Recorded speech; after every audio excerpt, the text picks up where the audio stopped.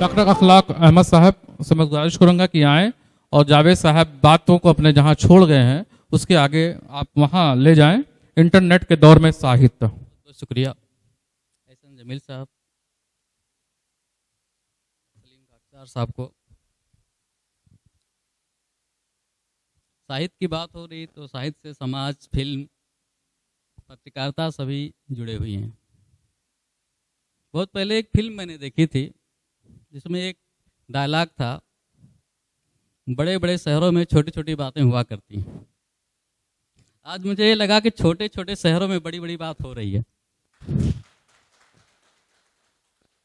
इटवा जैसी जगह पे ये चीज देखकर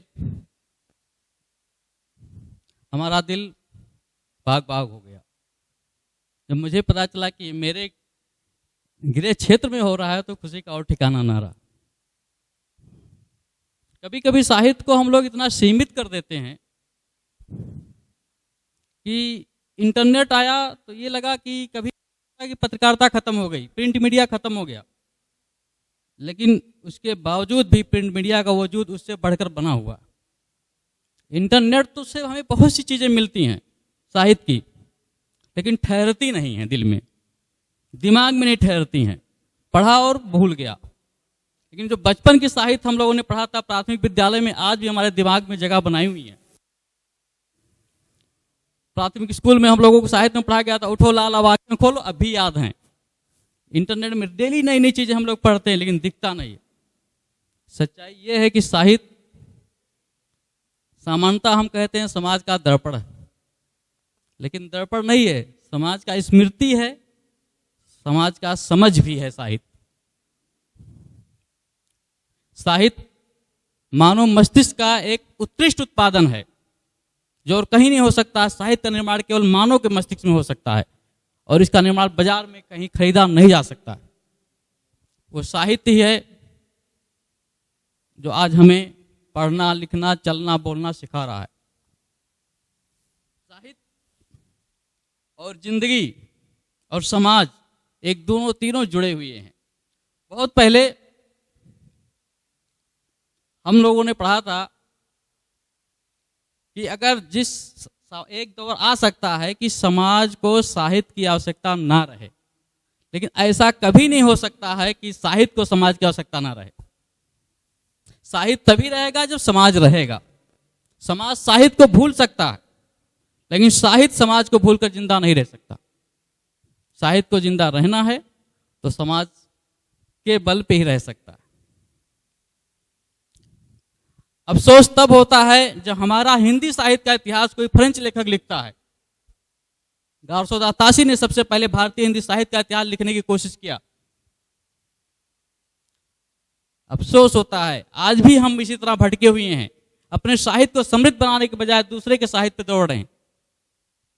और जब तक साहित्य समृद्ध नहीं होगा समाज भी हमारा समृद्ध नहीं हो पाएगा। आज ये देखा जा रहा है कि अश्लीलता की बात कर रहे हैं बार बार साहित्य में, समाज में भी। अश्लीलता है कुछ नहीं, ये केवल हमारी सोच बदल दीजिए, अश्लीलता भी पॉजिटिव हो जाएगी, सकारात्मक हो जाएगी। फिल्म की बात अभी हमारे चौधरी साहब ने कहा। बहुत पहले हम लोगों ने एक फिल्म देखा था, राम तेरी गंगा मैली। उसमें नायिका अपने बच्चे को दूध पिलाती है, पूरे सिनेमा हॉल में कोई दर्शक सीटी नहीं बजाता है। अगर वही कहीं दूसरे फिल्मों में कपड़े खसक जाते हैं तो सीटियां बजने लगती हैं। ये सोच का है, क्योंकि उस फिल्म में जो नायिका दूध पिला रही मातृत्व का प्रतीक है, और दूसरे जगह जब कपड़े खसकते हैं तो अंग प्रदर्शन का प्रतीक होता है। जिस दिन हमने सोच बदल लिया उस दिन ना तो अश्लीलता रह जाएगी ना नकारात्मक सोच रह जाएंगे, समाज में दोनों खत्म हो जाएंगे। आज इंटरनेट ने साहित्य को बढ़ाने का बहुत आगे मौका दे दिया। पहले साहित्य कैसे बढ़ता था? मेलों में, नौटंकी के माध्यम से, तमाशों के माध्यम से एक दूसरे से मिलकर साहित्य को पढ़ाया जाता था। अगर हिंदी साहित्य की जगत की बात करें तो भारतेंद्र हरिश्चंद्र जी ने केवल कम उम्र व्यक्ति पर 34 साल समथिंग में बहुत कुछ कर दिया। वो अपनी बात करने के लिए मेलों को चुनते थे। 1884 में बलिया के मेले में भाषण दिया और वहाँ का भारत की उन्नति कैसे हो सकती है उसका वर्णन वहाँ पे किया उन्होंने। और जो सवाल उन्होंने 1884 में उठाया था, आज वो सवाल 2019 में वैसे बने हुए हैं। इस पे हमको विचार करना होगा। आज जब इस तरह के मौके के विचार करने की बात आई तो संख्या देख लीजिए, तो समस्या कैसे खत्म। जब समस्या के लिए हम इकट्ठा होना चाहते हैं तो लोग इकट्ठे नहीं होते हैं। वजह है कि समस्या जो 1884 में बनी थी आज भी बनी हुई है। एक है साहित्य में ही कहा, फुर्सत ना हो अपने गम से खाली, हो चुका मिलना ना तुम खाली तुम खाली। आज हालात यही हैं।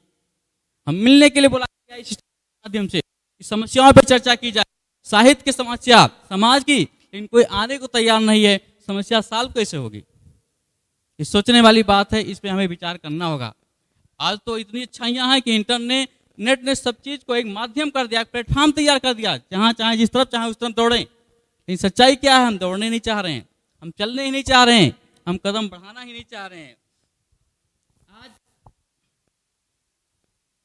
हम चाहते हैं कि साहित्य समाज को बदल दे, ऐसा नहीं हो सकता। साहित्य समाज को सीधा नहीं बदल सकता। साहित्य एक काम कर सकता है, क्या? समाज बदल, मानसिकता को बदल सकता है। उनके नेतृत्व की जो सोच को बदल देगा तो समाज खुद बदल जाएगा। और ये अब नहीं हुआ तो कब होगा?